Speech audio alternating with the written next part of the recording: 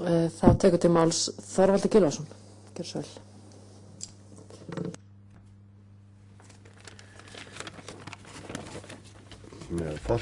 Formaður, virðulegur ráðsfulltrúar. Mér langar að lýsa djúpri ánægju minni með viðbrögð Ómars Ragnarssonar og Vilhjálms Þorsteinssonar við þeim viðbótarákvæðum sem við höfum lagt fram til mannréttindakaflans í dag.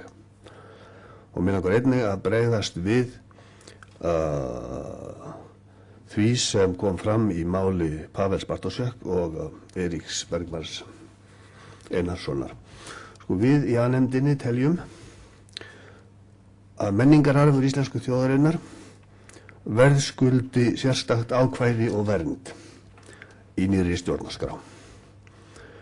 Og við skilgreinum menningararfinn sem þjóðareign, ekki til að undirstrika eignarréttin sem slíkan, heldur þá ábyrgð sem fylgir varðveislu menningararfsins.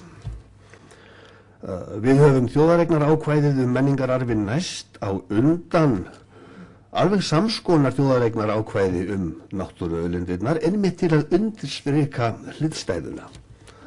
Og orðalag beggja greina, eins og Ómar Ragnarsson rakti, tekur mið af lögunum þjóðgarðinn á Þingvöllum frá 1928. Og þar stendur: hið friðlýsta land skal vera ævinleg eign íslensku þjóðarinnar. Það má aldrei selja eða veðsetja. Með öðrum orðum, Þingvallalögin skilgreina þjóðareignarhugtakið. Þjóðareign er eign sem aldrei má selja eða veðsetja. Þjóðareign er með öðrum orðum þess eðlis, sem sagt, að hana má aldrei selja eða veðsetja. Hún er þess vegna annarar náttúru en ríkiseign. Dæmi ríkiseign er skrifstofuhúsnæði í eigu ríkisins, til dæmis Arnarhvoll. Ríkiseignir má að sjálfsögðu selja eða veðsetja, það er ekkert vandamál. En þjóðareign er eign okkar sem lifum nú og ófæddra eftirkomenda okkar. Hana má þess vegna aldrei selja eða veðsetja, því að þá breytum við hugsanlega á rétti afkomenda okkar og einnig hvert á rétti annars. Og það er þess vegna rétt og hyggilegt í verndarskyni að skilgreina dýrmætar sameignir okkar sem þjóðareignir, til aðgreiningar frá hinum miklu hversdagslegri ríkiseignum. Og þetta er gamall skilningur úr Þingvallalögunum og sem hefur verið ítrekkaður í stjórnsýslunni oft. Í nefni 2 dæmi. Stjórnarskrárnefnd undir stjórn Dr. Gunnars Thoroddsen forsætisráðherra fyrir 30 árum lagði einmitt þennan skilning í þjóðareignarhugtakið. Orðið þjóðareign kom oft fyrir í stjórnarskrár textatillögum Gunnars Thoroddsen og félaga hans. Og sama skilning lagði auðlindanefnd undir stjórn Dr. Jóhannesar Nordal, seðlabankastjóra, fyrir röskum áratug í hugtakið. Þar voru nytjastofnar af Íslandsmiðum lýstir þjóðareign í formlegri tillögu nefndarinnar að texta í stjórnarskrá. Þjóðfundurinn 1910 tók undir þetta sjónarmið og það er þung krafa í þjóðfélaginu að þessi hugsun rati inn í nýja stjórnarskrá. Og okkur finnst rétt að leggja sama skilning í menningararfinn sem þjóðareign. Ég geri mig grein fyrir því að sumir kunna að telja sig finna í textanum tvítekningu. En tvítekningin er nauðsynleg af því hún er partur af skilgreiningunni. Vilhjálmur tiltók sjálfbærnina og síðan segjum við að auðlindirnar megi ekki skerðast til langs tíma. Það má líta á þetta sem tvítekningu, en þetta er tvítekning sem þjónar þeim skýra tilgangi að það fari ekkert á milli mála. Að með sjálfbærni eigum við að til þess séð, að tryggt sé, að auðlindirnar skerðist ekki til langframa. Náttúra Íslands er friðhelg, segjum við. Hana ber hverjum og einum að vernda og virða. Þetta er tvíþætt nýmæli frá mínum bæjardyrum séð.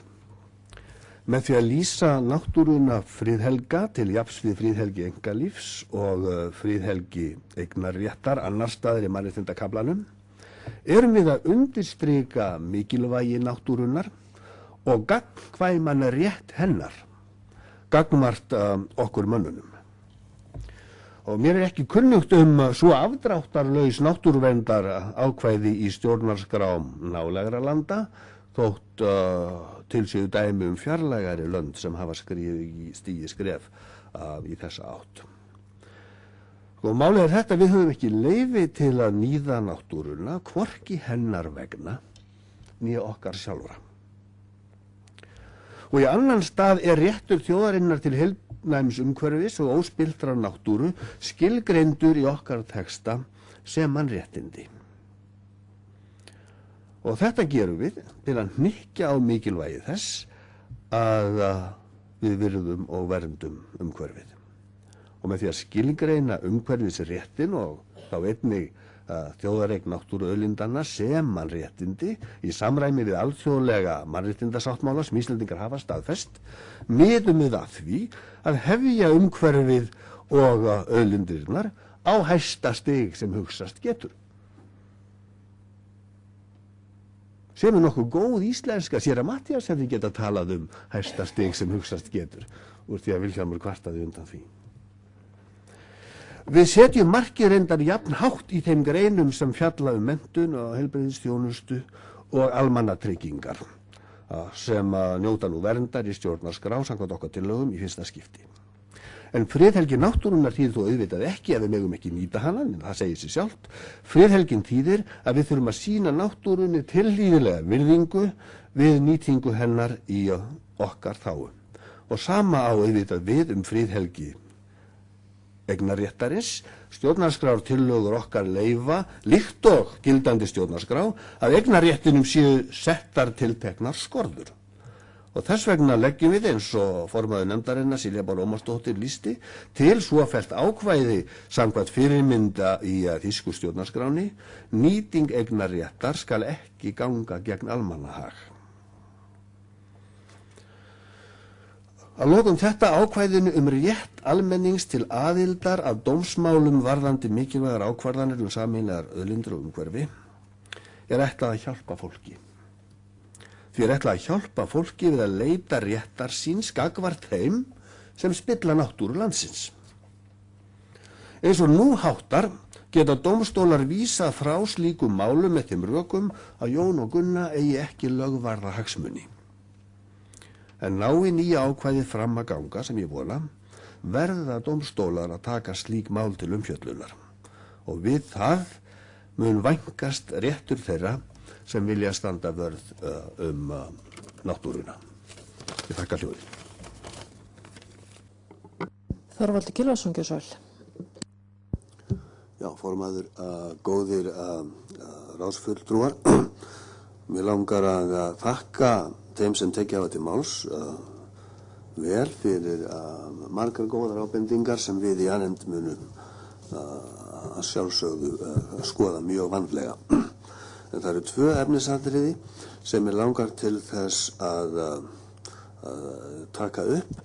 Mér langar í fyrsta lagi að bregðast við ræðu Írisar Lindar Sæmundsdóttur áðan greinina íslenskan menningararf. Eins og ég lýsti í máli mínu áðan, þá teljum við í nefnd A að menningararfur íslensku þjóðarinnar verðskuldi sérstakt ákvæði og vernd í nýrri stjórnarskrá.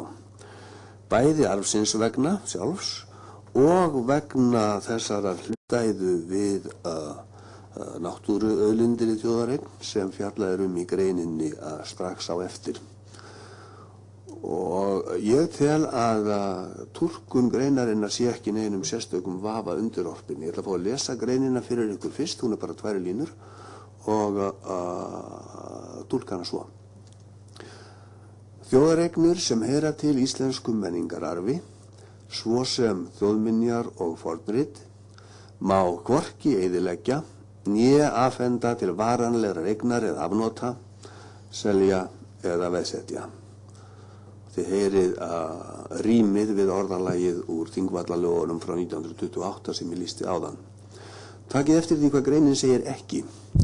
Hún segir ekki þjóðareignir sem heyra til íslensku menningararfi, svo sem allar þjóðminjar og öll fornhandrit má hvorki eyðileggja né afhenda og svo framvegis. Tökum dæmi. Katrín kenndi okkur sögnina að snappa í gær. Setjum við svo að þjóðminjasafnið snappaði og við sæjum Valþjófsstaðahurðina auglýsta á eBay. Það væri atburður sem þessari grein er ætlað að standa í vegi fyrir. Setjum við svo að einhverjar ómerkari þjóðminjar úr safninu rötuðu á uppboð eða inn á einkaheimili í leyfisleysi, að þá gæti það komið til kasta dómstóla að ákveða hvort þessi grein ætti við þær eða ekki. Í þessu er verndin fólgin. Tökum annað dæmi. Setjum svo að Skarðsbók dúkkaði upp á eBay. Það vill svo til að Skarðsbók er komin í eigu íslensku þjóðarinnar vegna þess að bankarnir keyptu hana fyrir 36.000 pund á uppboði í London árið 1965 ef ég man árið rétt. Og gjafabréfið var stílað á íslensku þjóðina, ekki á íslenska ríkið. Þannig að Skarðsbók er skýrt dæmi fornhandrit sem þjóðin á og sem þessi grein segir að megi hvorki eyðileggja né afhenda til varanlegar eignar eða afnota, selja eða veðsetja. Setjum svo að listasafnið snappaði og við sæjum allt í einu bunka af Kjarvals málverkum auglýstan á eBay eða hjá Galleri Borg. Þá myndi þessi grein aftur að koma réttum eiganda til varnar. Setjum svo að listasafni vildi selja einhverjar ómerkari myndir úr safni sínu, að þá væri það dómstólanna að ákveða hvort safnið hefði leyfi til þess. Ég sé það fyrir mér að listasafni skildi geta haft áhuga á því að endurnýja verk í safni sínu og þá skilst mér að samkvæmt gildandi lögum eða minnst hvort reglum sé sá háttur hafður á að þá verði að kaupa annað verk eftir sama listamann. Þetta get ég þó ekki fjölist á nánari upplýsinga, en þið sjáu hvað ég er að fara. Ef einhver telur að það sé verið að brjóta á rétti þjóðarinnar með því að selja verk úr listasafninu, þá hefur hann rétt til þess, ef þessi grein verður samþykkt, að láta reyna á það fyrir dómstólum. Og þeir myndu síðan ákveða hvaða þjóðareignir heyra til íslensku menningararfi í skilningi greinarinnar. En sumar eignir eru hluti af okkar sameiginlega menningararfi með svo skýrum og ótvíræðum hætti að þar getur engin efi komist að. Og þess vegna nefndi ég Valþjófsstaðahurðina og Skarðsbók og fínustu málverk Kjarvals. Hitt atriði varðar hlut sem að Þorkell Helgason sagði í ræðu sinni. Hann var að fjalla greinina sem hljóðar svo: öllum handhöfum ríkisvalds ber að virða mannréttindareglur sem bindandi eru fyrir ríkið að þjóðarétti og tryggja með lögum að farið sé eftir þeim. Þorkell spurði, þarf að taka þetta fram, er þetta ekki augljóst? Ástæðan til þess að það þarf að taka þetta fram að minni hyggju er svo að þó að þetta sé augljóst þá hefur ekki verið eftir því farið. Ég bara minni á það að árið 2007 felldi mannréttindanefnd Sameinuðu þjóðanna úrskurð fiskveiðistjórnarkerfið samkvæmt mannréttindasáttmála sem Ísland hefur bæði undirritað og fullgilt og sem Íslandi bar að taka mið af vegna þess að samningurinn er bindandi. Síðan eru liðin á 4. ár og ríkisstjórn Íslands hefur ekki enn brugðist við þessu. og þess vegna meðal annars þykir mér rétt að hafa þetta ákvæði þarna inni til áréttingar og fleiri dæmi máli mínu til stuðnings mætti nefna. Takk fyrir.